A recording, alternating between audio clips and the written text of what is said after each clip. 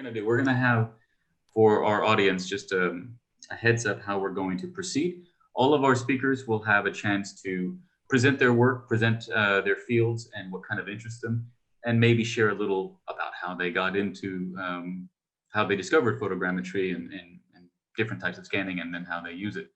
And then after the presentations, we're going to have an open discussion, and that open discussion will also include questions from our audience if you guys have some.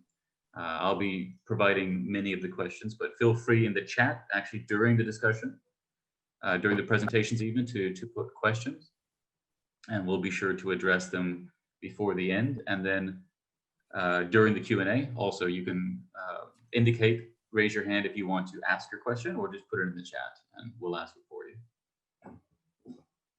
So we're joined here by speakers from Turkey, from Northern Cyprus, from France, as I right, Frederick? Yep. And Germany or Poland now, Martin? I'm in Poland right now. Poland. Okay, all right. So from Poland as well. So we have four countries represented today. And we're actually, for those who didn't get a chance or don't remember what the what the panelists are representing, they're representing both hardware, both practical in the field service, and then out of the field, like actual optimization and utilization, and as well as working with clients to create completely new types of projects and products with this scan heritage. Frederick, actually in particular, I'm quite interested to see and to hear from your experience working with museums, because you have quite a range of different projects that you've been working with, I think. And I'm curious to hear how photogrammetry maybe is different in different contexts, whether it's a small object, or something more. And then of course we also have Cem, again, focusing on optimization, and then Martin's going to be quite interesting, talking about, from a filmmaker's perspective, how he can use some of these tools. So the order of presenting, I think what we'll do actually, we'll have Hassan Bal from FARO start, coming from a hardware perspective, and then Bora Yavuz from Tech Engineering talking about the scanning perspective of sites, and then Frederick Porgal from Art of Corner to talk about projects for like museums and cultural institutions, and again, different types of projects there. And then Cem Ayhan will be talking about optimizing models, photogrammetric models, which I'm sure he's going to say is the most fun that someone could have. And it's amazing more people don't focus their lives on that. He was working with a very fascinating project for a Norwegian historical figure, and which actually is available. Maybe he'll tell us more about that project, and not, how much you are still following it. And then of course Martn Demmer will be talking about, again, the filmmaker's perspective. And so to start it off, I think we can go ahead and get started. And again, more people will be joining in. So if you're watching, if you're with us now, or you're watching us later on YouTube, thank you very much for joining us. This is the most recent panel discussion for Euromersive Turkey. Euromersive Turkey is a member organization of Euromersive, which is a pan-European association of XR professionals. And the point is to foster greater collaboration and knowledge of what other experts and other professionals, practitioners are doing in different countries and different markets. So in particular, Euromersive Turkey's objective is to raise awareness for XR professionals in Turkey among their peers in Europe, and to bring in European expertise and experience to share that with us, so that we can learn from it and hopefully maybe find opportunities to collaborate or work together. So this event is focusing on photogrammetry and VR heritage. And I'm a speaker, I'm a moderator of this event, but I'm also going to show a couple slides because I really like photogrammetry, and it's something I've dabbled with, not on the scale of our other speakers, but I'll share a few things as well. And so photogrammetry, for those who are not familiar, you're going to be very familiar by the end, but it's the use of photographs to create high quality, very, very accurate three-dimensional meshes, usually with photorealistic textures on it. And I think some of our speakers will get into a little bit more detail as on those topics. I'm being very general and simple with it. But this opens up a lot of new avenues. Instead of having to represent abstractly a site or an artifact of history, it not only can be documented for preservation or restoration, it can also be made available as an experience using VR to interact with objects that are just too fragile or too sensitive to interact with any other way. And this is an exciting, very, very exciting field. So this is our event tonight and our speakers, and let's go ahead and get started. So I should have also shown this while I was in the Euromersive. So we are focusing on kind of four branches.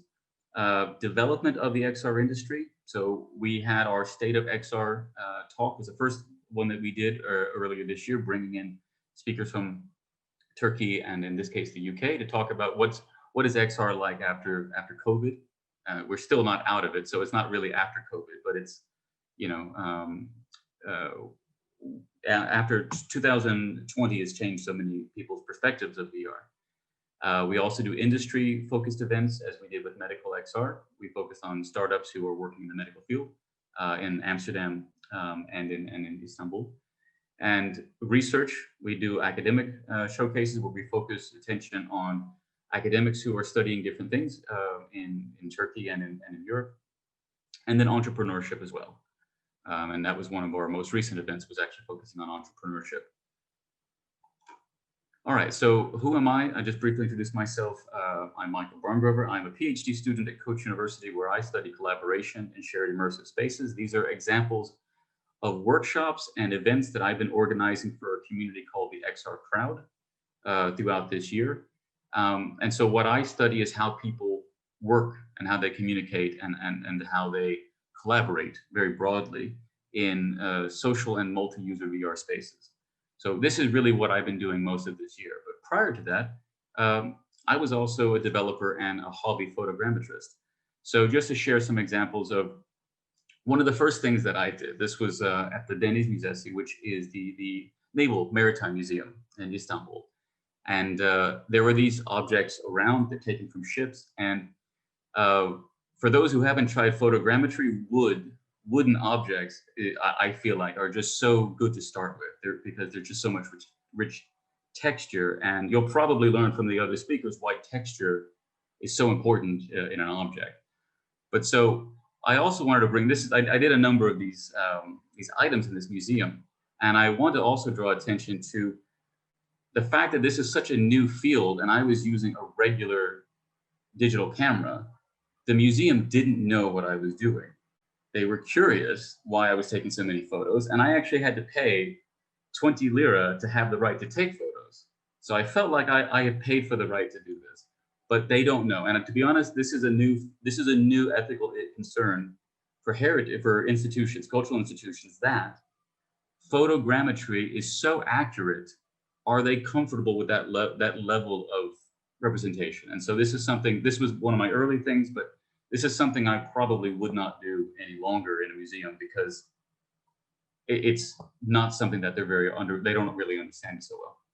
But so I also do a lot of street photogrammetry in Istanbul. Like many cities in this continent are just full of heritage all over the place. So you'll always be discovering. One of my favorites is this tiny little street fountain. That's the only Art Nouveau fountain in Istanbul. I'm not sure how many Art Nouveau fountains exist in this format, but you know, you discover these things in monuments, and these are from Berkeley in California. And then so what I do, I'm a VR developer when I can. I do development. So I created a museum that was depicting works of art from the centuries in which Istanbul was the subject, and I wanted to put in the garden and around it objects that I have captured from around Istanbul. So I ran into a lot of the problems that the panelists will be talking about, which is how to optimize, how to actually make use of these objects, because you have them, but using them is a different subject. But I will also share this one little thing that I did from Göbekli Tepe. Göbekli Tepe is a site, and it may be very stuttery and not very smooth, the video, unfortunately. But this is a UNESCO World Heritage Site, where from the top you can take, you can look down with your camera. And so in about 45 minutes, I took about 970, I think, something photos. And from it, I was able to recreate this archaeological site that you cannot go on site anymore. But in VR, you can. And the detail is not perfect for VR, you know, but it's actually probably the closest you can get. It's the best I've seen, and I'm pretty proud of it. And you can, like I said, you can teleport around. And this is just an example of what an amateur with no funding, no budget, no support can just do in the course of like a weekend.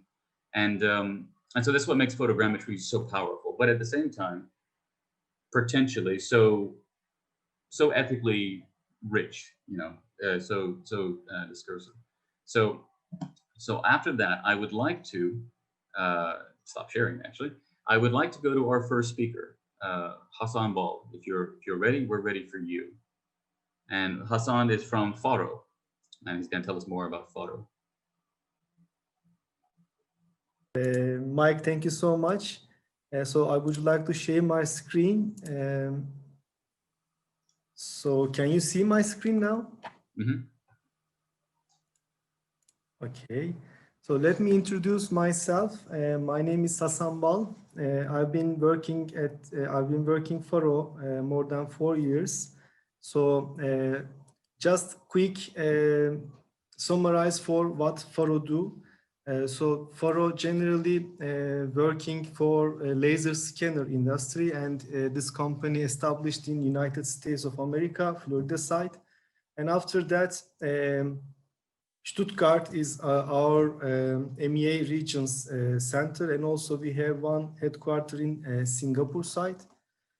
FARO have 3 different departments, sectors.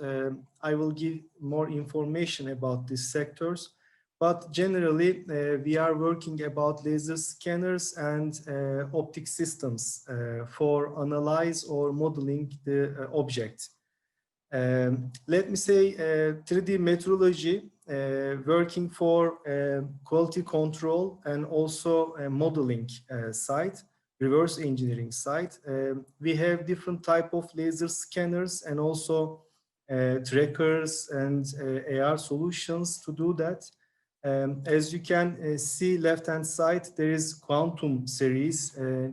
They are generally working for, you know, quality control side because this device's accuracy is micron, 20 micron. It is starting from 20 micron. And also this device can use for make scans this archaeological object precise. This is a very precise scanner. And the other side, we have architecture, engineering, construction department. And in this area also, I'm working for this department. In here, we are generally working with laser scanners. This is also handheld or stable scanners. I will show details for this laser scanner focus. And we have related softwares for analyzing and modeling software for point cloud. And we have public safety analytic department as well, especially crime scenes, crash scenes. Police departments have to document these areas to the court, and we are using some devices such as Scanplan or Freestyle. So they are scanning one place, and after that documenting this area to the court, like you see right hand side. Also we can make some animations with the location, with the crime scene. So this is a quick summarize for how laser scanners works. There is one laser inside of the device, and we are sending these lasers to the surface. And this scanners can collect 2 million points in 1 second. And after that, there is integrated photograph machine, and also it can take photograph, and we can see this point clouds colorful. I mean, this is just an example. This is not a mesh. This is just a point cloud. Maybe some of you knows this kind of data. So as you see here, this data belongs probably 1 billion points. And after that, we can do some mesh or model from this data. And I believe Hasan Bora will give more details about that. I just want to focus hardware side. And after that, this is another example for point clouds. So we are going to these areas with laser scanners, and we are scanning all those places. This is again, this is point clouds. And we can also combine this data together with photogrammetry. And we do that, it is very, very good mesh quality, and we can see a lot of details about point clouds. So also we have one mobile systems. As you see right-hand side, there is a one trolley, and you can use this system while moving. So this device can collect again millions of points in 1 second, but this is grayscale points. So you have to use some photogrammetric tools to make it colorful. So this is also gives some speed, and as you see here, inside we are using this scanner as an inside scanner, indoor mapping. So this is the result of the scanner. Because of mobile scanner, we can talk about 2 millimeter to 10 millimeter accuracy from this data. Also, there is one mobile system. I think all of you knows this Boston Dynamics Spot device. And we can use this Spot device as a mobile scanner. So it's very talented, actually. You can go to place where is no, I mean, humans cannot go. You can make a scan. Like you see, you can control with remote controller, or you can choose some coordinates to walk. And we have a handheld scanner named Freestyle. We can use this device for objects or small places. It is accuracy 0.5 millimeter for 1 meter distance. And also, if we use about 10 meter distance, it is 15 millimeter accuracy. This is very easy to use device. You can use with one hand, and you can collect millions of points again. And also you can see colorful points from the cell phone. And after to do that, you can also take some mesh and point clouds to use as a photogrammetric tools. And we have VR solution as well. To do that, we are using Scene software. Also, we are using Scene software for registering the point cloud data. As you see, there is supporting by Oculus Rift and HTC Vive. So this is a point cloud, and we can import our models into the scene, and we can see as point cloud and models together. And after we plug in our VR glass, we can also walk and fly inside of the point cloud.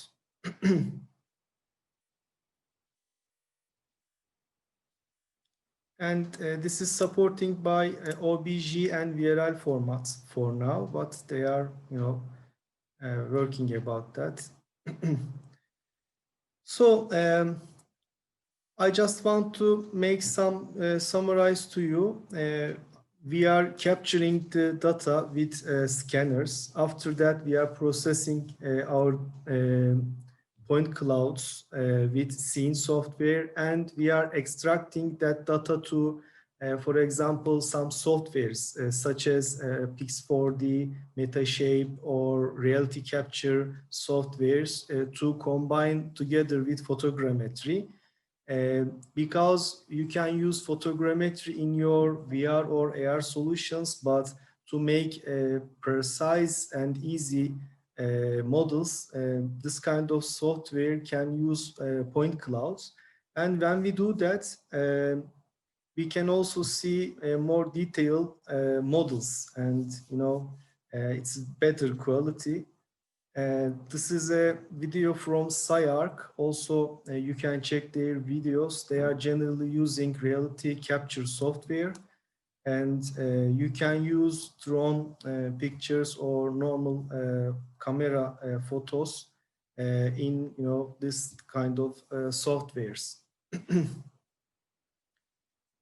Yep, this is from my side. If you have any questions or other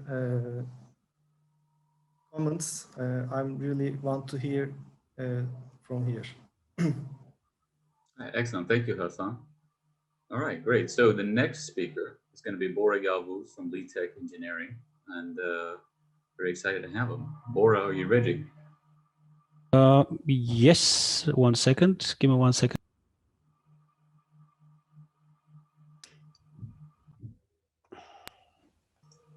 I didn't ask you about the background. Is the background related to one of your photogrammetry projects? Yes, it's a combination of laser scanning and photogrammetry. Yeah. And here we go. All right.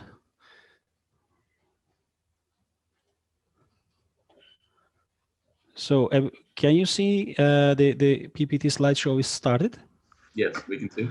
Okay, so I am Bora Yavuz.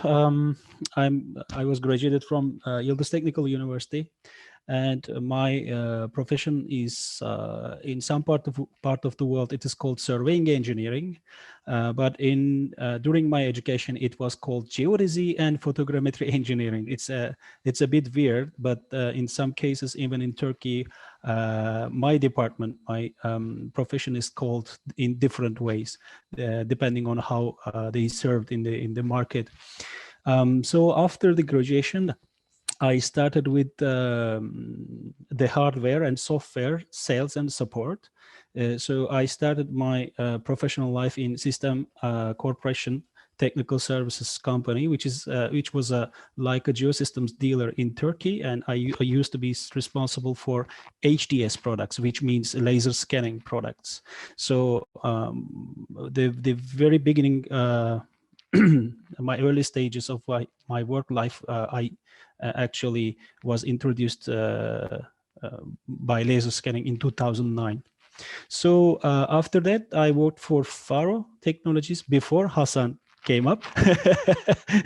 he's actually literally my successor, and so I continued to work for Leica Geosystems in emerging markets management, which is located in Dubai, and I was responsible for drones,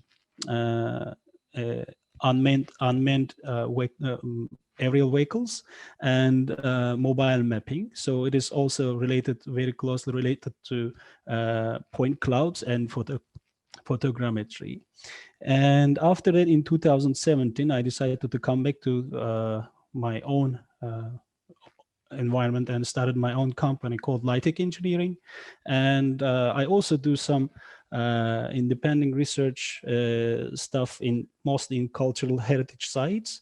You can also reach my publications from ResearchGate, and you can search on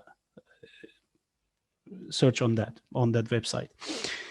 So what we do basically is to collect reality capture data with laser scanning, with handheld cameras, with drones, And with a combination of these systems, we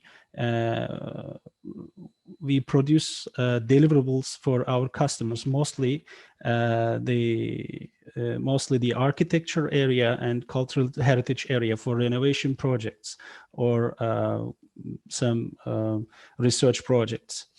We also do services for industrial areas such as oil and gas and petrochemical plants, etc. But it is out of the topic now, so I'm going to focus on more on the heritage side and more on the 3D modeling side with the photogrammetry and laser scanning.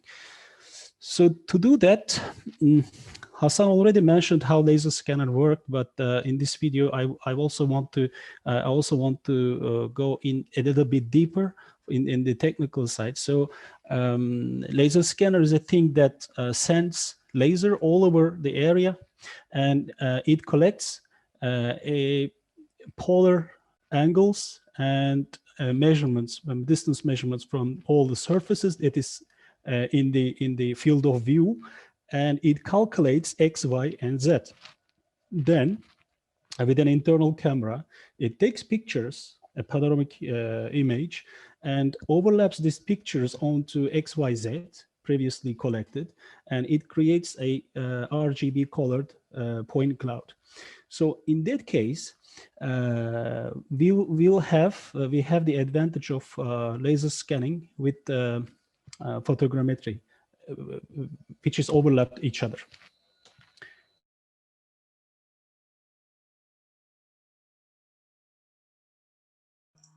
Did we lose you, Bora? Yeah, he lost the connection, I think. Ah, all right. Well,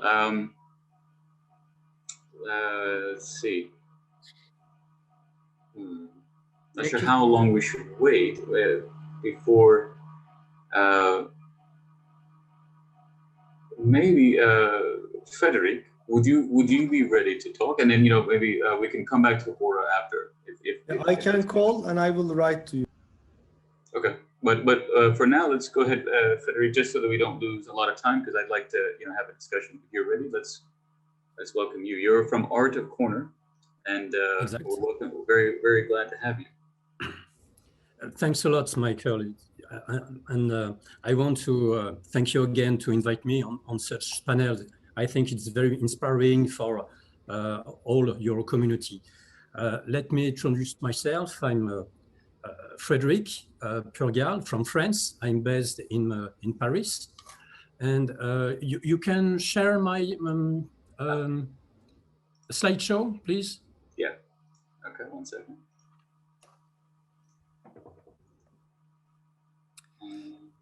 Exact. So it's my my tag. Let's create together great immersive experience. I founded my company in France in 2016. So I almost have 5 years of experience in creating VR content. Exact. So in short, I'm producing VR content especially in field of art, culture, and heritage, and I'm become in short time expert in designing volumetric VR and ER content with photogrammetric rendering. I use photogrammetry and combining with laser grammetry and laser scanning.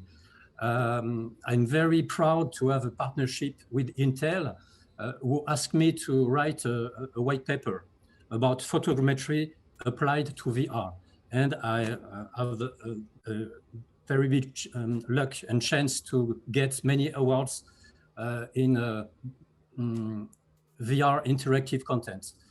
I don't know if you know the Laval Virtual, but it's a very big event in the world of VR and ER in Europe. My first experience in 2016, the workshop, the artist studio of a French painter who is Maurice Utrillo, is now available freely on Viveport. You can download this experience of this virtual tour. You are in volumetric, it's 6 DOF, 6 degrees of freedom.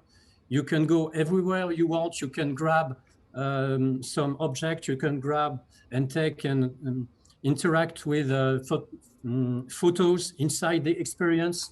And I created this proof of concept almost 5 years ago. In 2018, my first command from Paris Musée. Paris Musée is an entity from the town of Paris, which belongs 12 museums inside Paris. And they asked me to make the rendering, to make the modeling of the artist studio of the sculptor, a sculptor who is Antoine Bourdelle. This second experience is also available for HTC Vive and Oculus Rift on Viveport. You can download it freely, entirely freely, and I have the link just behind the photo.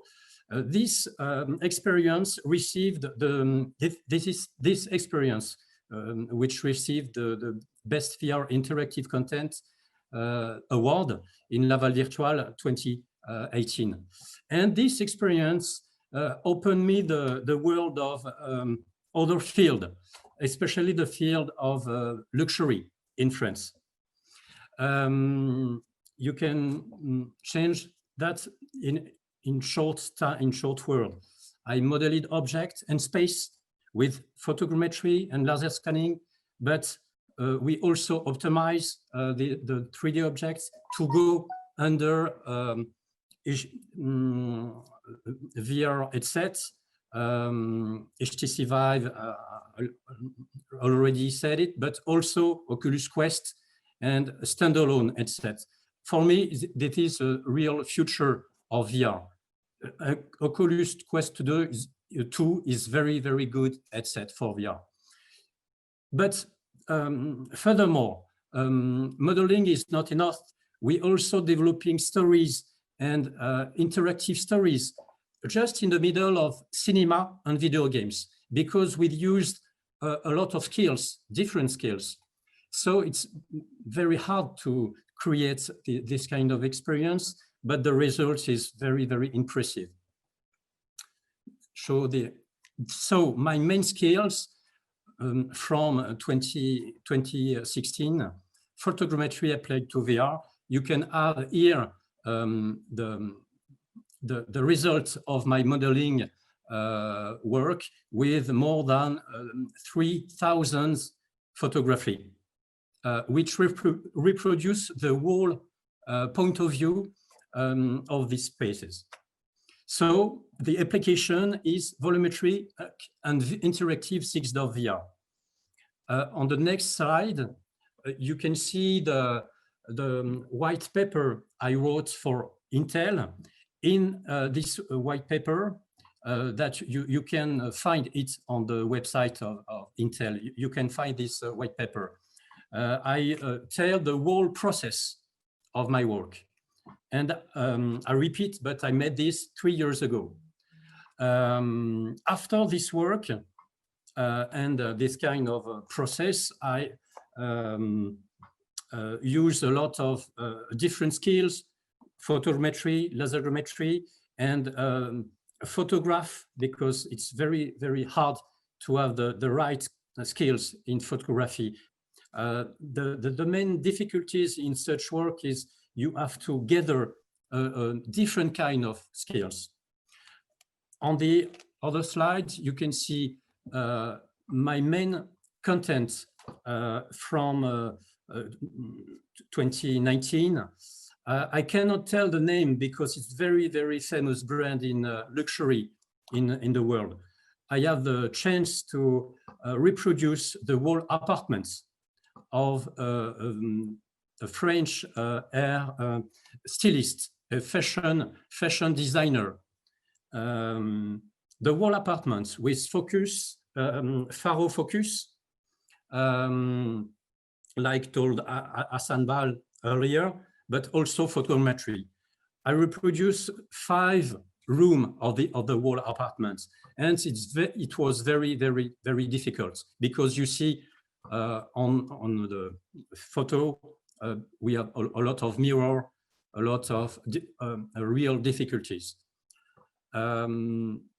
Inside this different kind of room, we can take objects. We can have the story of this French fashion designer.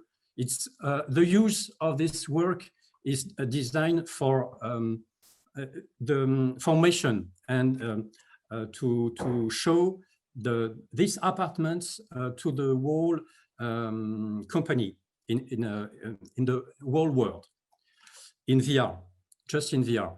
That's one on my work before 2019.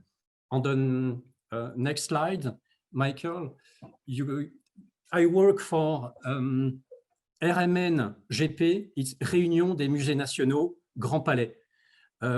This institution in France gather all the masterpieces which belong to the French state. So they gave me the 3D models of very famous masterpiece in sculpture, like you can see the Samothraki Victory, which is in the Louvre in Paris. But I have also different 3D objects, like La Dame de Brassempouille for prehistoric area. I have a lot of, I have six masterpieces of VR, and I am creating now the experience under Oculus Quest 2. It's very important to understand that I optimized all the environments, but also 3D objects to be inside Oculus Quest 2. This experience will be available in the middle of February. So I think you will hear about this experience. I hope so. I am now working for Eiffel Tower. I'm modeling the Gustave Eiffel office at the 3rd floor of the Eiffel Tower. You can see here that I use reality capture software. And in this office, I took perhaps 2,000 or 3,000 pictures on different angles. You can see on pictures all the points of view of the different kind of picture. That's one of my projects now I'm producing. On the next slide, you can see another project in construction. Hauteville House is the house where Victor Hugo lived in Guernesey. He lived there 15 years and he wrote there Les Misérables. So it's very important to first, at the first step, reproduce the whole house, and then we tell a story. And we tell the story of this great writer in France. Another work especially for Oculus Quest. So you can see here my first volumetric experience I made in 2018, and this time now it's available on Oculus Quest 2. So with hand tracking. So in the volume, you can move yourself just by teleportation, like this, or you can grab pictures and see it. You can point out some sculpture. It's very intuitive, very easy to be inside. And I reproduce in short term. I reproduce the reality. This experience will be soon available on Oculus Store, freely, very freely. Next slide. I also, I'm very interesting on a specific 360 photograph pictures. 360 pictures with high resolution over 5,000 by 25 thousand pixel. I put this kind of pictures inside Oculus Quest, and then you can zoom. You can zoom very, very with a lot of precision. I have two samples of this work. You can see the cockpit of the Concorde. When you focus at one point, you zoom automatically, and you have all the details. And this kind of content, it's also available on Oculus Quest 2. You can download, if you want, this kind of experience directly on my website, if you want. Next slideshow. I'm also interested in designing solution to distribute and diffuse my work. So I now have this kind of suitcase with more than 4 Oculus Quest to show my work, not only in festival or events, but in school, in library, and so on. So it's very important for me to show my work. And the only way to show it is to designing this kind of tools, sure. And now I'm selling this kind of suitcase with all my experience, but not also my experience, but also other experience from a studio I know in France, and also good experience. So I try to choose the good experience for educational purpose, pedagogical purpose, to distribute this kind of suitcase with content. So I think I tell you all my different details on my company. I hope it will interesting for you. You have on the final slide my mail if you want to contact me. Excellent, thank you, Frederick. And I think when we get to Cem, sorry, sorry, Cem. When we get to Cem, it would be interesting to see, you know, the method, whether or not the methods are the same, or the methods differ, you know, among practitioners for optimizing. You did so much optimization, and Cem did a lot as well. Now I'd like to return to Bora, because Bora unfortunately was interrupted his connection. But Bora, I'd love to pick back up with your presentation. Yeah, thank you. So it was the third slide. Bora, you're a little quiet.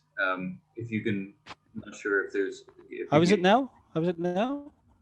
That's better. Yeah. Is it okay? Mm-hmm. Good. So we talked about how laser scanning worked, and the next slide was the other data collection is photogrammetry, as we all know. So data, when we talk about the data, we are basically actually talking about visual SFM mathematical model, mathematical algorithm of photogrammetry. So it's basically the comparison between the pixels overlapping from each image, and it calculates the depth between these images, and it reprojects the location of the images taken. So it is basically a reverse engineering of the 3D objects, let's say. So with the combination of laser scanning, we also eliminate the scale factor, which is unstable when we talk about ordinary cameras, when your camera is not metric and not calibrated. So we have the advantage of laser scanning along with photogrammetry, and it's pretty much affecting our productivity in the field. So so first comes the point cloud, the colored point cloud, then comes the mesh. Out of point cloud is the basic geometry. Then optimizing the point cloud, optimizing the mesh, and reprojecting the texture on the object. So it's more or less the basic workflow, how it is produced. But of course, I'd like to mention about the softwares we are ordinarily using. One of the most important software is called reality capture. Of course, you are experiencing, and Agisoft Photoscan used to be, and now it's Agisoft Metashape. So there are also open source softwares which do this visual SFM algorithm to be usable in the photogrammetry side. So normally in our projects, we don't need to optimize the mesh into VR because we recently have some solution for that. We have a cooperation with Twin City, which is a German software company, which is very early stages. It's a startup, let's say, and they have the solution for very high sized images and high poly meshes to be visualized in their software, and by using that we don't need that optimization process anymore, just showing for our clients. But of course, when we talk about standalone devices like Oculus Quest, as Frederick mentioned already, and if we are talking about APKs or applications we are going to create for end users, it's something different. But in our case, when we showcase our project in daily businesses, so we prefer working with Twin City. So this mesh in front of you is from Hagia Sophia, and it is created by 40 scans with Leica's RTC 360 laser scanner, along with 2,600 images from a DSLR, standard DSLR camera from Canon. And main topic here was a scientific research project for a conservation proposal for Hagia Sophia's dome, main dome. And the aim was to visualize every single square pieces, which is called tessera, of the mosaics. So it has been a 4-day project by taking the pictures, taking the permissions, scans, etc. But after that, we had almost 1 week to digest and process all that. The next one I want to share with you is another scientific project for a renovation proposal, or let's say conservation proposal of a layer in Bursa region. So we used Twin Motion, which is a software which is based on Unreal gaming engine, and we utilized Twin Motion VR option for utilizing this high poly mesh. Actually, I would like to talk about the differences between these two models and these two softwares. Twin City, the previous one, gives you the advantage of using gigabytes of data, but it is only showing you the model. But in Twin Motion, it's because of it is based on an Unreal gaming engine. It also gives you the ability to work in the environment and change something in the model as well. So you can create some, I don't know, foliage, or you can create some terrain or walking people, animated animals, etc. And you can change the daylight conditions very easily, and you can go through weather, raining, snowing, etc. So most of the cases, we utilize these two softwares for our showcases. And of course, we also have some ongoing projects. Bora Sezer is here, I believe. We also do some research projects, and renovation proposals with universities and institutions. One of them is going on with Bora. So I believe in a couple of weeks, we are going to be ready for doing it in the VR application as well. So thank you. My presentation is done. Thanks for listening. Excellent. Thank you, Bora. All right. Next, we have Cem Ayhan, who is has his own startup. Actually, if Cem, you want to mention that you, I mean, I know it's not necessarily cultural heritage related, but feel free to proudly announce your new initiative. Yeah. Okay. So first, I can start with my background. I graduated from industrial engineering in Bahçeşehir University and continue to study at game design also in Bahçeşehir University. That's where we met with Michael in VR lab. So he's also working with VR, and I was also working with VR.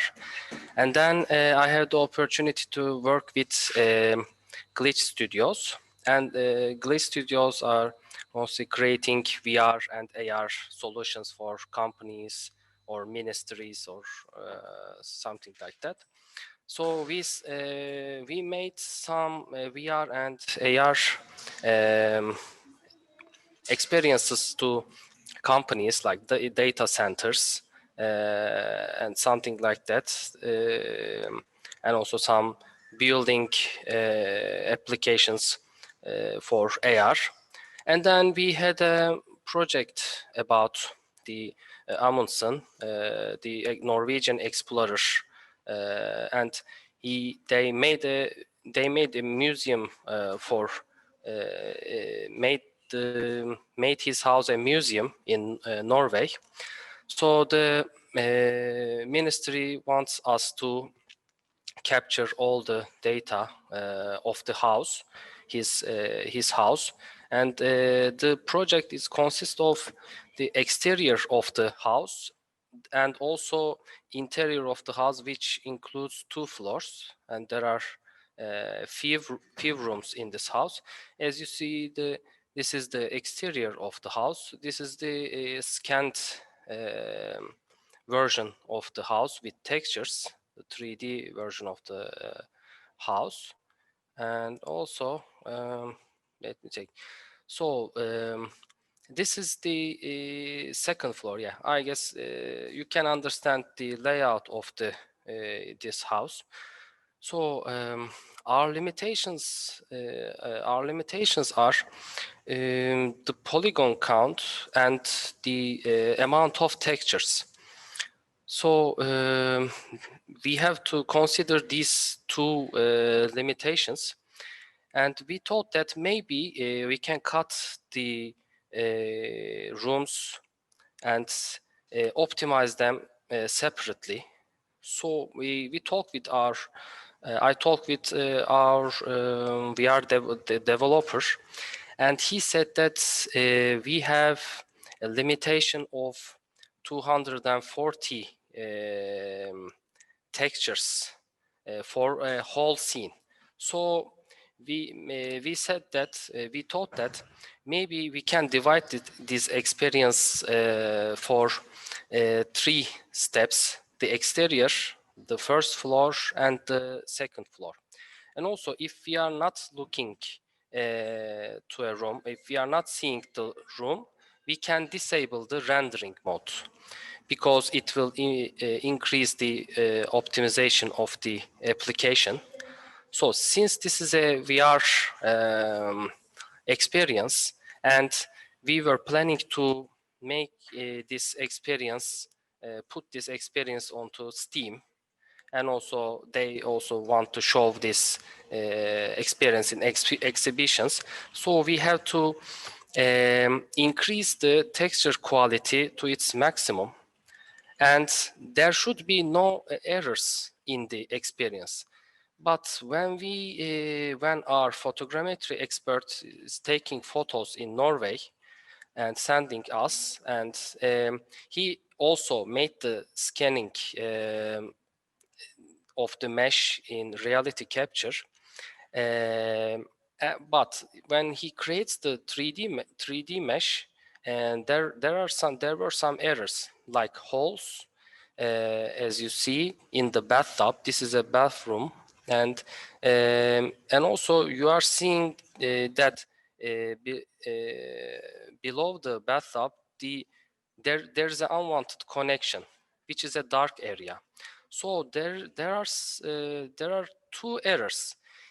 If there's no light, if it's too dark, it connects the mesh with ground and some pieces.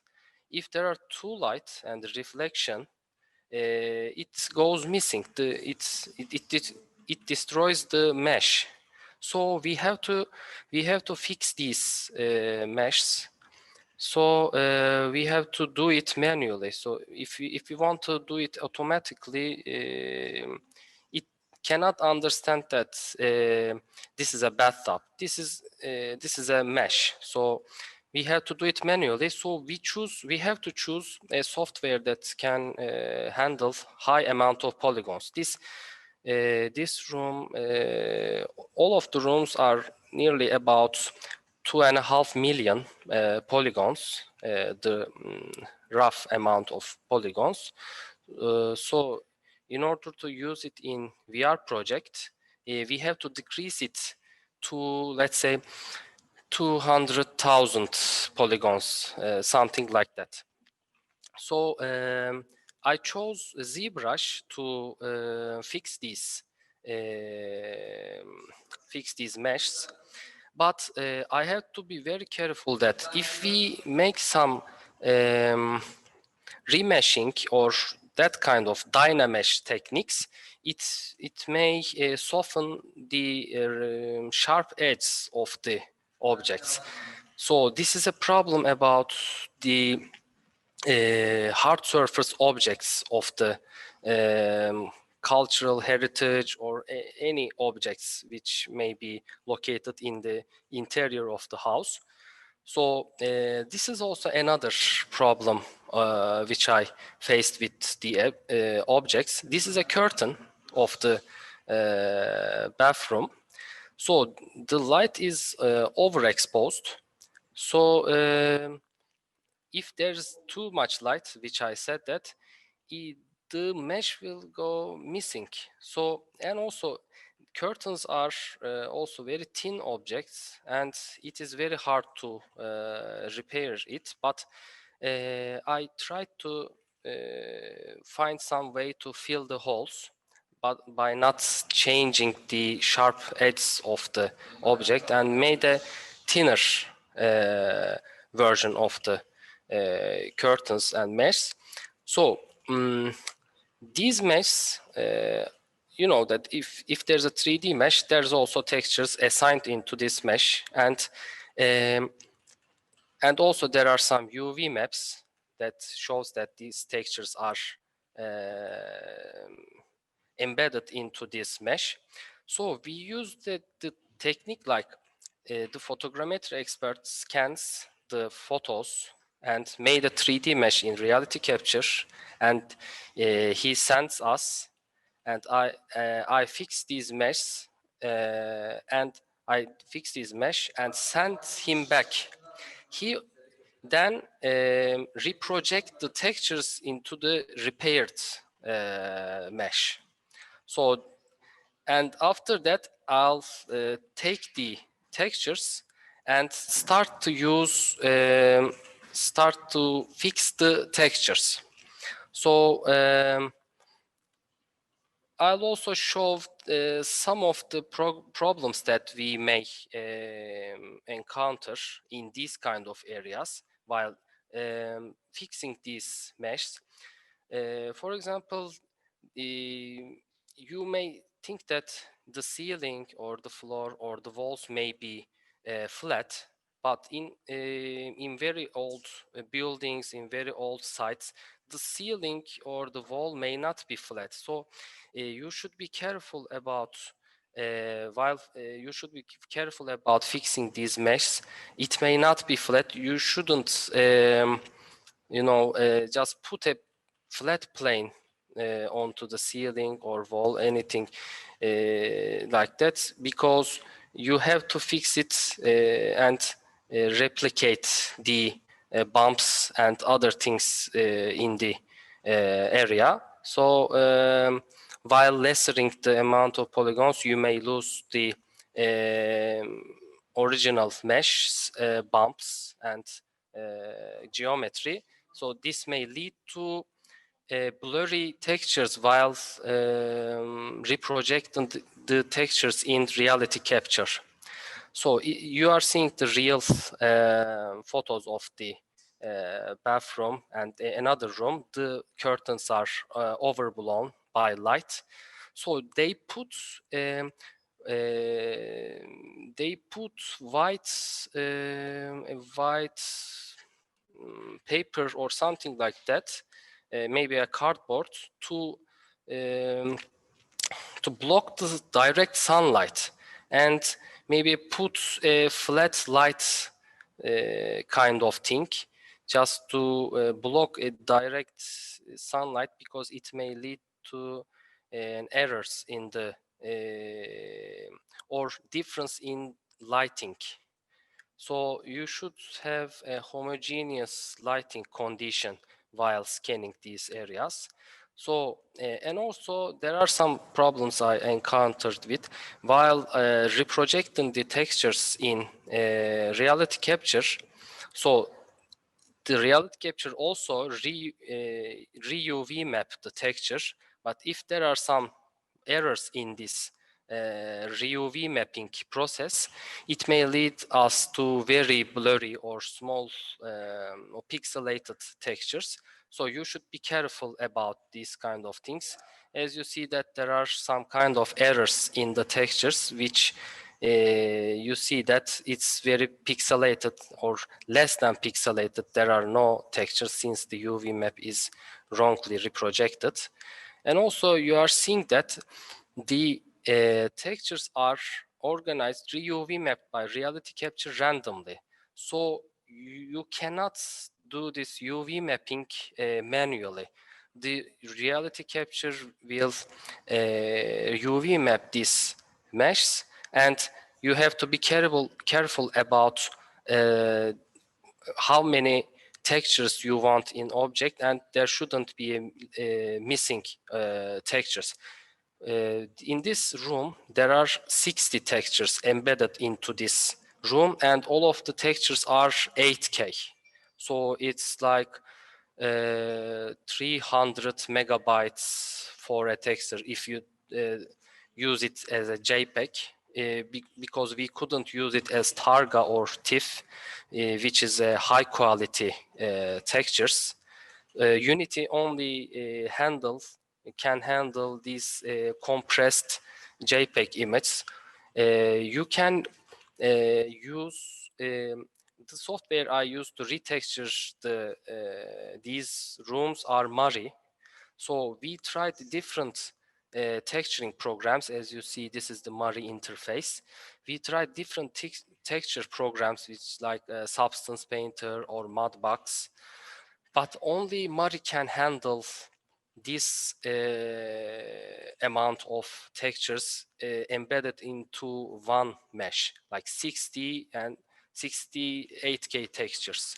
So also Mari can handle up to 16K or 32K textures, but you have to have a supercomputer to handle this amount of textures. So we stick with 8K textures. Also, the clients may want that in this cultural heritage sites, there are some modern technology involved, like security cams or other things like that. So you have to remove these objects, or like there's a cable which client wants us to remove.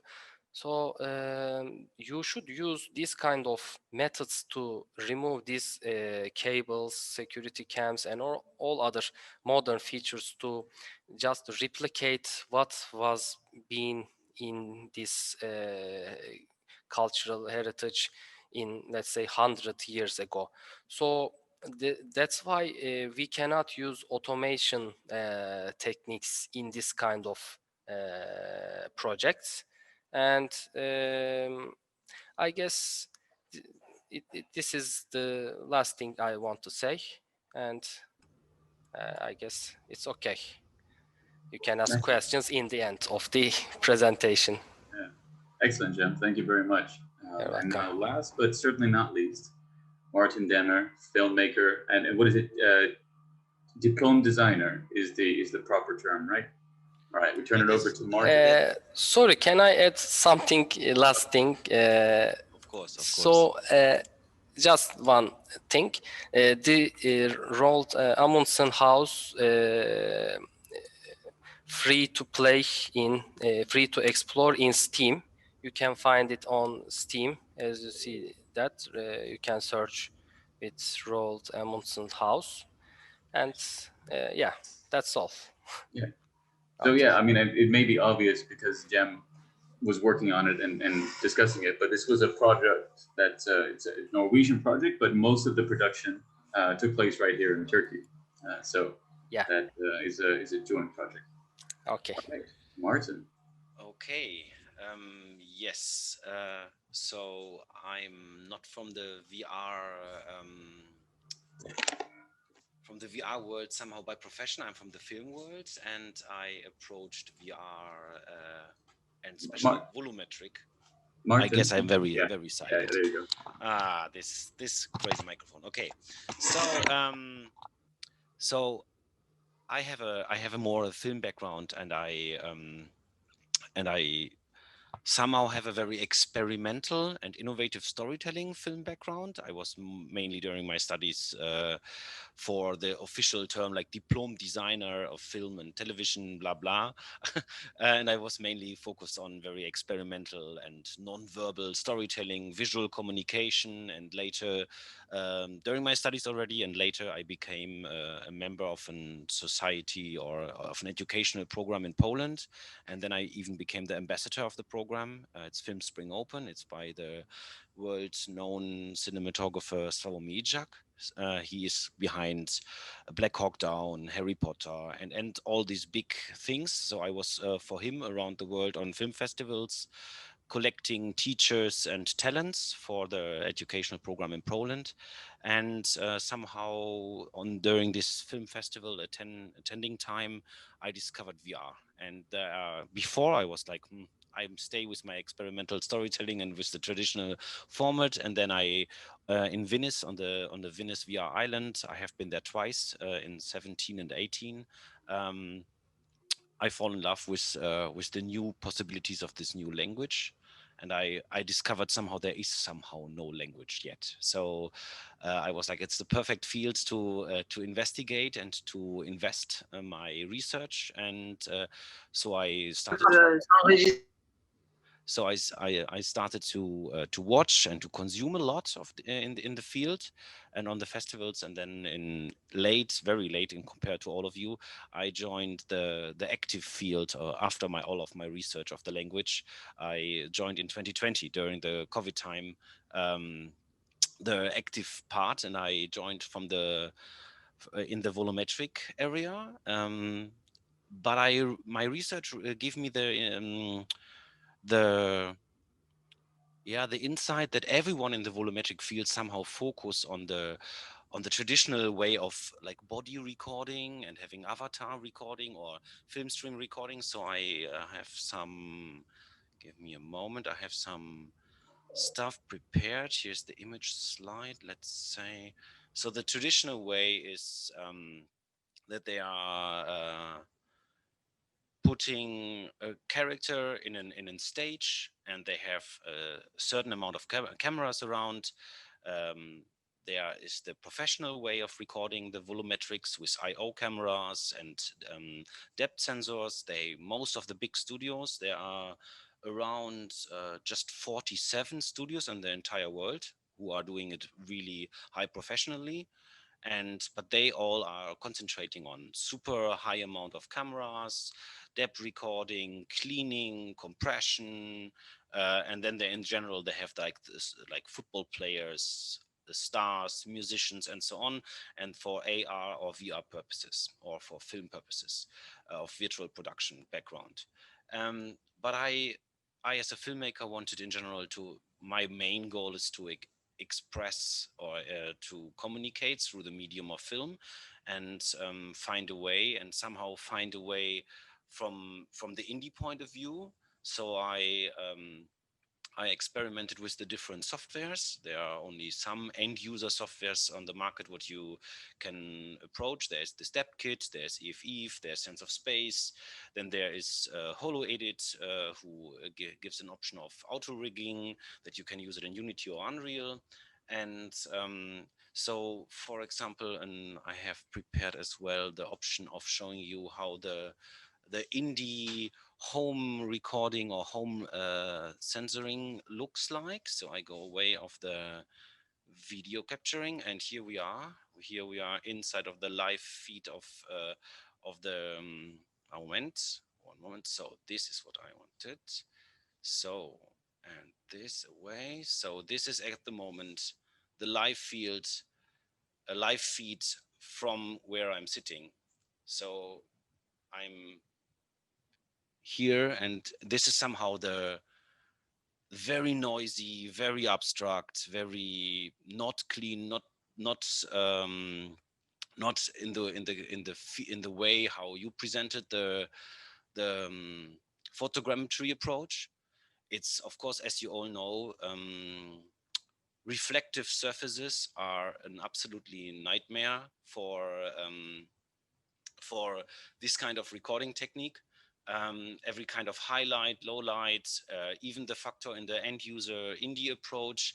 These sensors work with infrared light. So they cast the infrared light by themselves, and everything what is out of the reach of the self-casted infrared light is somehow becoming noisy, disappears. It's not only the depth sensor what generates the depth, it's as well the infrared light, the combination of this. So I'm gonna give another show of this. One moment. So we have this.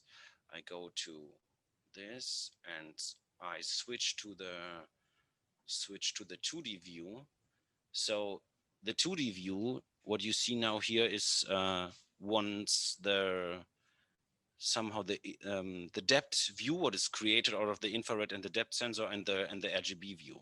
And for example, this normal end user volumetric sensor types, they are creating some edges support, and in general the edges support that they are somehow underlining edges. This underlining edges somehow destroys if you are not having in the post-production an intense cleaning, it destroys your live feed in a way.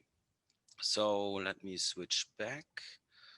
So yeah, but as I coming from the film background, I approached what we learned that either you have the way of just scaling up and including photogrammetry, putting a point cloud in an engine, and then adding an plugin from the different companies and playing their certain streams, or you consider to somehow in the film history, we have issues like the daily life shapes how people receive what they see. So in the 50s or 60s, the daily news, what they watched in the very beginning of the TV, were black and white. So black and white video was the indicator for reality.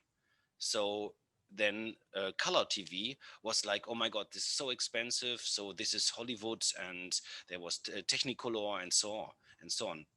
So the perception was color is automatically manipulated, it's a storytelling and so on. Later, in the video camera appears on the market, it shifted that the daily news became colorful and black and white became the medium of the artists. So another shift of how the people percept this kind of content.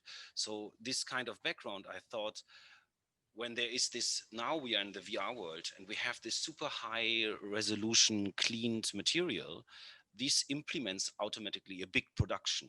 and a big production, certain finances, cleaning, and in somehow manipulation. So you can't be really sure, like what Cem just mentioned, the people once that they are removing the lines, the wires, and the video surveillance cameras. So somehow it's cleaned and optimized. And so at the moment, from the indie point of view, I try to approach this medium and the volumetric recording as in the noisy way. I consider to do some projects in the very noisy way and bring these as point clouds, noise point clouds in storytelling to achieve some kind of realism from the documentary approach somehow.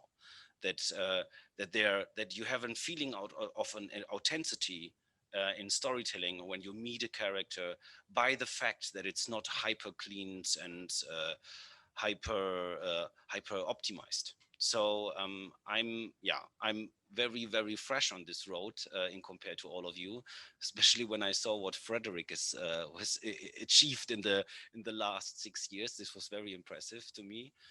And of course that he is using this in the VR approach, and that you can walk around. In general, my goal is to walk around in noisy point clouds and have their authentic storytelling in this. So yeah, I somehow prepared myself to speak somehow already in the Q&A modus of kind of a way, as somehow my long research of the language and of the different way of approaching VR includes that I could speak about the market, what is happening on the global market in way of the studios. There are these 47 studios, the price level, the approach, what they're doing, or we speak about independent approach, or this is somehow as I'm the last speaker, we could open the Q&A, and then we could connect, have a conversation about what is maybe possible. For me, for example, I'm from the filmmaking background, and I'm now on this volumetric path. And but for me, it's always like Unity or Unreal. I'm very new to that. So my goal is, of course, to connect to people from this background who are interested in indie projects and would go this road or join me on this road of authenticity and experimenting in how to get stories into this medium. Yeah. Awesome. Well, thank you, Martin, for sharing, and not just sharing your own experience, but for showing us those examples. You didn't show some of the more, like when it's closer, because we've had some. I can switch one moment. I can switch back to I switch away this picture. So here we are live again, and then I open this window, and so we go close. There was remember, we've had some calls where you invert your point cloud. But this was the result of DebtKit. So DebtKit, when you or even the Microsoft, what comes with the Azure, what comes with the Azure Kinect recording, when you're going then in the opposite of the normals, you're somehow getting more cleaner view, because the automatic outlining around you and the shadow you are casting, what you see here behind me. I have at the moment here 2 sensors connected. So I have one sensor who is casting the shadow, as this is not from the other sensor covered. So when you are going in the opposite to this picture, you get a cleaner result.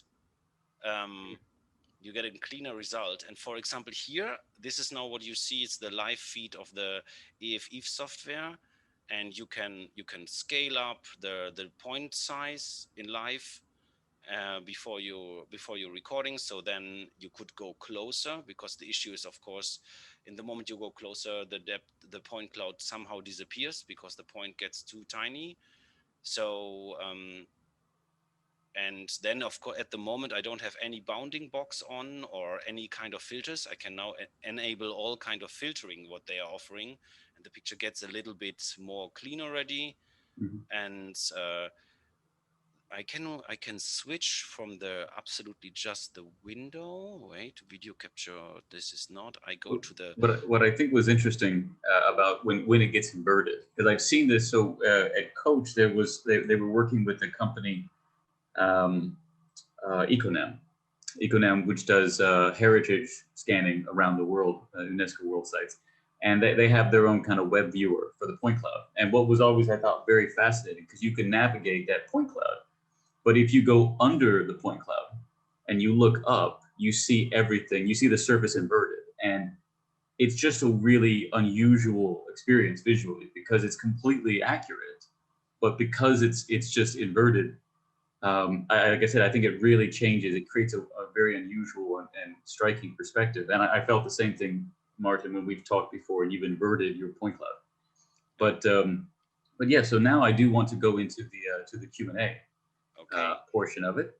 And I'd like to first just thank all of our speakers. We're running a little late, so we won't have so much time for Q&A, but this is the time for anyone in the audience to certainly pose your questions if you have any. But I do have a few. And just observations. One, Hassan, you showed the scanner on the trolley that you could move around the space. And after what Martin just showed us, I wonder if you've ever seen it. One, could that ever be used live, or have you seen ever anything, a scanner like FARO's, used in a live context, knowing that, like Martin showed, the perspective is limited, but if it's moving, it could be quite an interesting VR perspective as well. So I just wondered, Hassan, if you've ever seen that. Mm-hmm. Yeah, thank you for the question. So, if we use this scanner as a mobile, it's mean that our accuracy will go higher.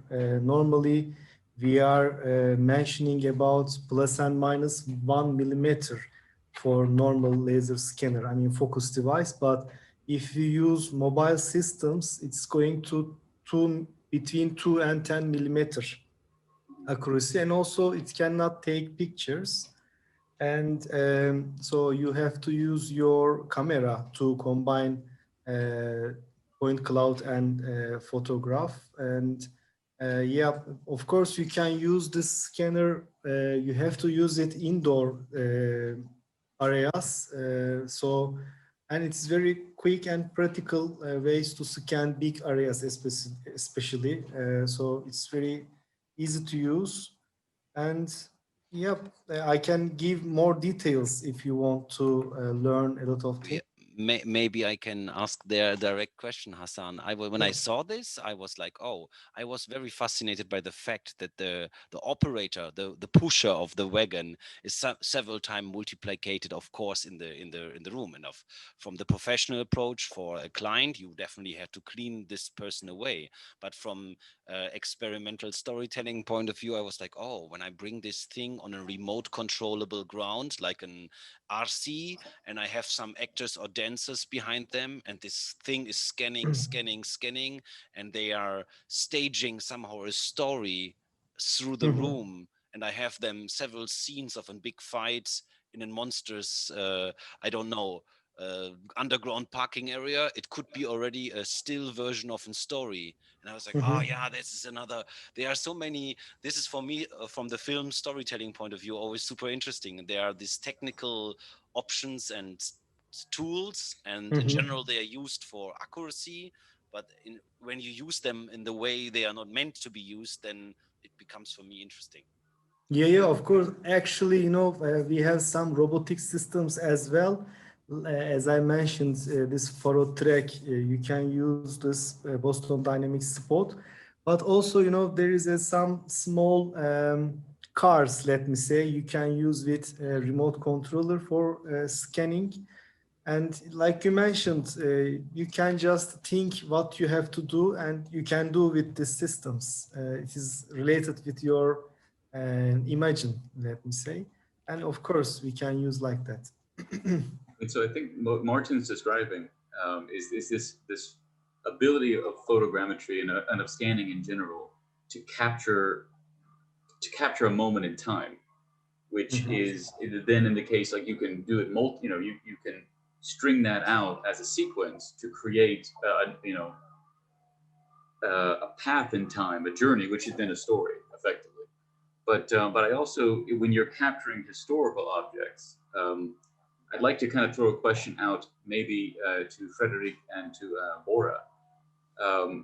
As you guys work a lot with heritage sites and historical objects, what would you say is the most personally satisfying or rewarding aspect of that work? I mean, is it the documentation with precision, or is it the sharing of it? Is it making it accessible? Not on a professional sense, but in a personal sense, what maybe most satisfies you about working with those subjects? Can I start with the previous question? Just to mention about mobile mapping possibilities for the volumetric videography. As you said, it is possible to use such kind of instruments, not mentioned of videogrammetry, but it is already laser scanning inside and spinning. The most important thing is time stamping of the projected laser scan. So when we deal with mobile mapping systems, we always have a secondary function, which is collecting this sequence of the collection data, and it is time framed and then sent to a computer. So in that case, if you want to do such a trial with LiDAR sensors for volumetric videos, I would recommend you to go on with small types of LiDARs, which are used for automotive sectors, for autonomous cars, for example. So these types of laser scanning instruments are very small and easy to, affordable, and also they have their own SDKs and APIs for different types of connection for different sensors. But in this case, companies like FARO, Leica, Regal, ZF, all these manufacturers of laser scanning technology, it is sometimes hard to get this kind of SDKs and APIs for additional connection for this kind of out of topic stuff. Yeah. And the other question, Mike, the most satisfying thing about working in heritage sites and archaeological sites for me in personal is the ability to write articles and learn about history, and it's a kind of personal curiosity thing that I feel I got lots of information from different aspects, in architecture aspects, in archaeological, in history, art history, etc. So it is actually feeding my knowledge background. It's the most important thing for me to be in such areas. Of course, having a nice collection of laser scan and photogrammetric data in house, in our hard disks is always a nice thing to have in for the future. As you remember, in Notre Dame last year's they had a fire ongoing, and I remember lots of people around the world that already scan this building and take the advantage of the laser scan data or photogrammetric data is is crucial for documenting in 3D. And yeah, and other thing is it's about the smart city approach, and maybe some of you are already aware of the concept of smart cities, but this is also a crucial thing that we have a digital world now, and we create a lot of things in digital. So it's a combination of different information backgrounds in a geometrical method. Sorry, Martin? Oh no, sorry. Okay. My microphone was not okay. So it's also very important for the next generation. That's it. Preservation. Mm-hmm. Yeah. And Frederick, for you? For me, the main point is to share VR experience worldwide and to show beautiful things. Just it's very simple for me to show beautiful things which are not accessible for people, and VR allow this. So it's just wonderful to achieve this point. On that point, so accessibility is increasing with the standalone headsets, but you know the job becomes more difficult if you're in the space of like high fidelity representation. You know, so if I can ask you, are you happy because you want accessibility, but you also want to represent beautiful objects? You know, there's a compromise always. Yeah. Sure. Where would you say your preference would be in a perfect world? Would you prefer to create for like you know, an HP Reverb or a Vario because of the ultra high resolution rendering, or a Quest? I mean, not even a Quest 2, maybe like a Quest. Where would your personal preference be? Honestly, my clients want the two solution, the premium experience and the most common experience for a group of people. So they want me to conceive and produce the two experience, the most qualitative and the best for to distribute the content. Well, that's a pretty fortunate position to be in. Yeah. You get asked to do both. You don't have to choose. That is quite fortunate. They want the two solution. That's good. That's great. I didn't realize. And if I can ask Cem, you know, this project that you worked on with you know, this I mean, I studied them. I'm not sure how many people were aware of the name or recognized it, but I definitely knew the name from my schooling. How did you feel working on you know, a real historical site, you know, for this famous type of explorer? But more, Cem, you were in his home, and I think maybe it was clear, but I don't know. But I'll remind it, right? When he left, it wasn't changed. So Yes. the home is exactly the way he left it, and so you learn about going back to narratives. You get a sense of this person because you're kind of invading, to some extent, his private space long after he's been gone. And Cem, what was it like to spend so much time working on those models? You know, working on that space. Yeah, so mostly I'm a gamer and a 3D artist that's mostly focused on gamers, not a historian or that kind of or archaeologist. But working on this kind of project means like you have to kind of renovate some of the objects. So it's more than just modeling some kind of rock or a sandstone or a wall or any kind of wood. So it's more than just modeling something. It should be also accurate about what was being in 100 years ago. So I thought that it shouldn't be easy that any 3D modeler can fix this kind of errors.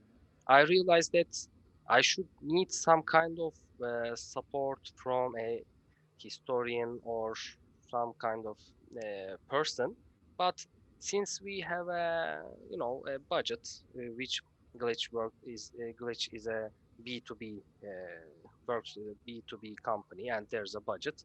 So I had to be very careful about looking for reference pictures and try to be accurate as much as possible, and try to think about what also we are when we designing the experience, we also think about the trophies which Amundsen collect around the world, and we made an experience, and we should think about what Amundsen and also any visitor can experience the area. We should be careful about what can be visible in the room or what cannot be visible in the room. So we can also take a look about some of the objects in the room. So if we should think about if a visitor, if the player can look the object from very closely, we should increase the amount of textures on those areas, or be careful about making it more accurate. If it's not, then you can leave it like that. So it's more about optimizing and being accurate about. Well, and also it's very exciting to work on something that's made like 100 years ago, and also you worked on projects that's the heritage sites, which is maybe more exciting. Than I would love to work on projects which is more older than this kind of stuff. It's but there are some limitations about the computers, and I guess technology is not, this VR technology should be wireless, but there are some limitations that affects this wireless thing. So I don't know what's the future of VR, but it would be very exciting to experience this kind of Excuse me, experience can I in, ask a question? yeah, okay. Excuse me. Okay. Yes. This, sorry to bother you. You were No talking. problem. I'm curious. This question goes to both you, Cem, and Frederick. And I'm curious about your workflow. First of all, as Bora mentioned, we are working together, and I already did a place called Kora Museum in Fatih, Istanbul. It's an old Greek Orthodox church, and we took like 700 photographs and converted it into a model in reality capture, and eventually put that in Unity and had the chance to walk around in it, and it was fun. But as we process, we are learning more things. For instance, when we were talking with Michael yesterday on the phone, I asked him, I'm trying to decimate, I'm trying to retopologize, we're trying to optimize. How we can optimize our environments best to experience these places. And as you know, it's very heavy. And he said, like, first of all, use the unlit option in Unity, so you're not busy with the light. This was a very good advice from him. And then he said you can actually put a lot of big meshes in Unity and it wouldn't care. It could be like 500 million trees and it will work. But I'm a bit obsessed at the moment with the notion of optimizing. So I'm talking about, like, instead of decimizing, can we actually retopologize in programs like Maya and Blender and use, I don't know if you actually been that far, but using normal maps and occlusion maps and these sort of stuff that are more game friendly environment. Okay. So, yeah. Yeah, okay. Let me tell you about our workflow. But if I can just to point out, just because of the depth that I'm sure both of you can go into, maybe to keep it a little bit more, and then detailed can come. Perhaps the workflow, like ZBrush, or which programs you use. So the thing that you said in making it unlit in the Unity is more like embedding light information into one texture. So if you are talking about normal maps or other maps, it will make it twice more texture size, which may lead to more weight to the RAM. So there are this kind of limitations. So we made it one texture, the diffuse map. So we embedded all of the light information and all the bumps into one map. It's a very old technique, I guess, like in early 2000s or something like that. But if you increase the texture size, like 8K or so, it's you cannot see too much difference of that. So we did it like the reality capture.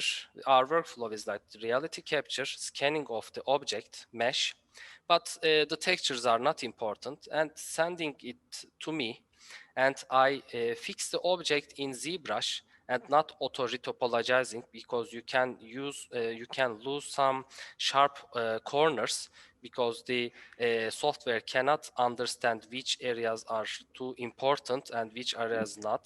So I use mostly manual deleting faces and filling holes in ZBrush. And in the end, I use decimate masters to decimate the model and send it back to reality capture to our photogrammetry enthusiasts. Jim, if I can I interrupt for just 1 second, because we're a little over time, and Frederick has to leave. But I wanted Frederick to have an opportunity to either respond to the question or just last thoughts. I think Cem is totally right. I'm not the best technical expert, but I said it earlier. My team is very large. I have artist 3D, a lot of guys from video game school, developers on UTT, Unreal Engine, and so on. So it's a very big team to create such experience. One guy's, it's very difficult for only one guy to do the whole aspects on such projects, really. From acquisition, from taking pictures or laser scanning to the final experience, it's a whole process. Yeah, so that puts into perspective how much work Cem took on, considering he was going back and forth there for a while, yeah.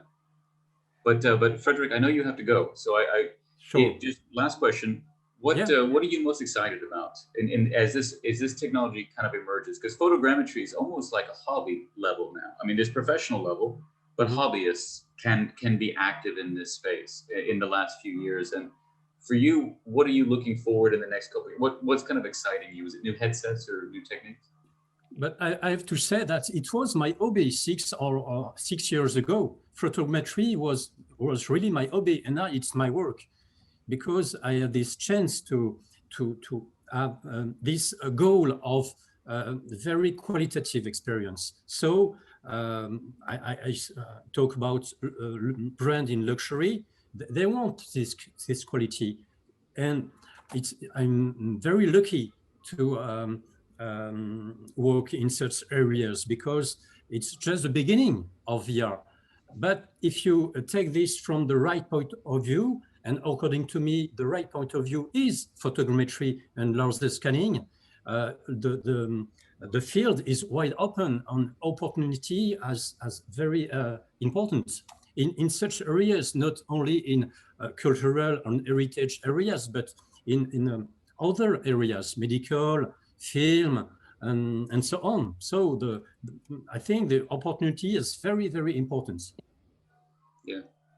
I have to say, Frederick, very short, I was impressed what you did for the not named, of course I know which you are portraited, but it was impressive what you did with the mirrors. Yeah, sure. It was, I was like, wow, mirrors are like... I'm so lucky. Yeah, it looks like it happens a lot. Every time when I'm in my research time, I was like, mainly what's happening in VR. France is the leading European country in what's happening in VR from my point of view.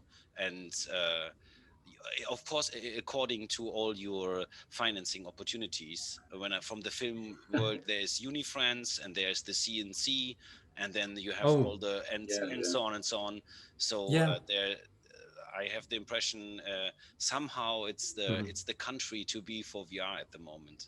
Well, I think it's also the country, if I can say, for other countries to emulate in terms of their support for cultural works in VR and AR. I mean, there's really a lot of support. You can see it in the festivals. So, Frederick, you're a bit lucky, but you're obviously making good use of that. Yes, it's some great projects. So, very impressive. Thank you very much for joining us. Thank you, Michael, and Thank you, Frederick. Bye to all. Thank you. Bye. So we'll continue a little bit. We'll continue a little bit longer to have a few more questions and to finish. Cem, I think you discussed your workflow was just without getting into too many details. Was there? Yeah. I was talking about reality capture mesh sending it to me, and I fix the holes in ZBrush, sending to reality capture, and reprojecting the textures again with this decimated mesh, and sending back to me, and I use Mari to load all these 8K textures in Mari, and retouching all of the textures and filling blank areas in Mari, and then it's finished, and you can send it to Unity, which is like a room per room. It's like 300K room polygon and 68K textures. So our main workflow is like that. Right, if great. you want any details, you can connect, you can send a message in LinkedIn or Facebook, or you can find me Yeah, and definitely. send more details. If you need someone to work on some dirty broken photogrammetry meshes, Cem, are you volunteering? Oh, Yeah, be careful.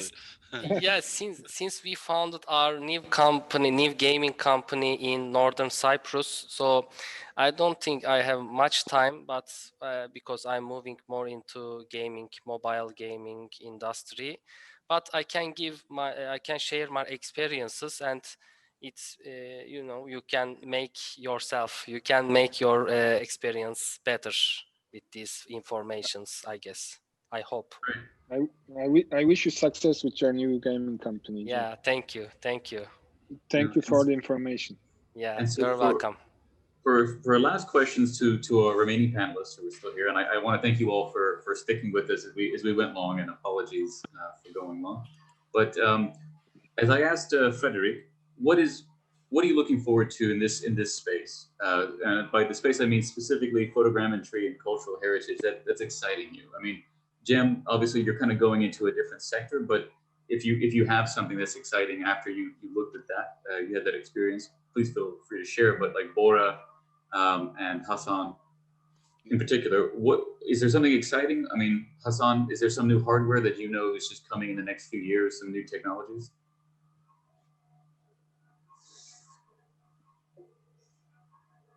I'm not sure if Hassan, if you're still with us. Yeah, I'm here. But which Hassan? I thought Hassan Bora. Oh, yeah, well, Bora and Hassan, sorry, both of you. The question was to both of you, sorry. What are you looking forward to most? What's exciting you about particularly using these technologies in heritage? Mm-hmm. Actually, this kind of hardwares generally using for heritage, but I believe that with photogrammetry solutions and of course software's abilities improving, and I believe that we will see laser scanners and photogrammetry we will see more commonly used. I mean, they will use more frequently for this system. On the other hand, we can say that software's developing, and let me say maybe 5 years ago, we cannot do this kind of detailed modeling with photograph, but now we can do a lot of things. So I believe that these things also improving, and with point cloud data, we will see more precise things for gaming and VR AR solutions for the future. Yeah, and Bora, I threw the question to you as well. My expectation about the hardwares, I would say the laser scanning devices are becoming laser scanners will be more accurate in the near future because of the SLAM technology, and the visual tracking systems are becoming more accurate, and the lenses, that the sensors are used in the cameras are being much more efficient than ever before. So it's going to be a kind of better visualization and better data capturing enabled. But on the other hand, of course, we need to process this information into reasonable data sizes, and developing in the graphics cards. Of course, NVIDIA does a great job on RTX graphics cards in ray tracing and simultaneous data processing in different computers. It's also very nice idea to share all heavy data in different parts and partitioning it in different computers and in processing. So this kind of developments will be more commonly used in the future, as I am seeing. On the other hand, of course, the software technology is also getting more efficient by AI technologies. So artificial intelligence, as the Cem before, he showed a bathrobe in 3D scan. So if it was a picture, a 2D information, the level of AI now is ready to create a similar thing by comparing in its own library and create a perfect shape of bathtub. But since the data is three-dimensional, the AI is not ready to develop such things out of three-dimensional data. But as I read and I follow up some artificial intelligence articles in the academical side, I'm seeing that the GAN, the generative adversarial network of AI, is now developing a kind of three-dimensional library out of point clouds and LiDAR data. So my expectation and hope and also the vision is that in the future AI is mostly used in this kind of segmentation of point clouds and additional feature extraction from different types of point cloud. Extraction of smoothing the noise will be much more efficient in the future because the AI would know what the object is exactly in front of in the data. So this kind of developments are waiting, but soon they will come. Yeah, I mean, we didn't even talk about Michael. Michael, may I add, as well, as I'm not from the culture heritage side, but from the storytelling point of view, I have the wish for the future that somehow the volumetric use or the volumetric examples or images or recorded stuff is used for narrative storytelling. Like when I worked as a teacher in innovative storytelling, I had to give my students an effort on a task, build your own new city. So they are walking, and by the walk and by the continuity of the walking character, but they were walking and doing move cuts or whatever in the traditional 2D world, and they switched from place to place. So now in the 3D world, with the option of assets and so on, why not having building an own new city just by heritage, just by you can walk through the culture of Turkey just on a monstrous field, and you don't have the, let's say, unnice modern block buildings between. You just transport something, or you bring an developer, or like a discoverer, like someone who maybe discovered Egypt's graves or whatever, or and so on in different areas, and that you follow the discovery of this discoverer like Amundsen, and you have a walkable road through a place what is in general not existing, but brings the assets and brings the location closer to each other. So I believe their narrative point of view and the usage of the 3D worlds is very exciting and promising. That's what I'm hoping for, that more creatives joining this tech sector.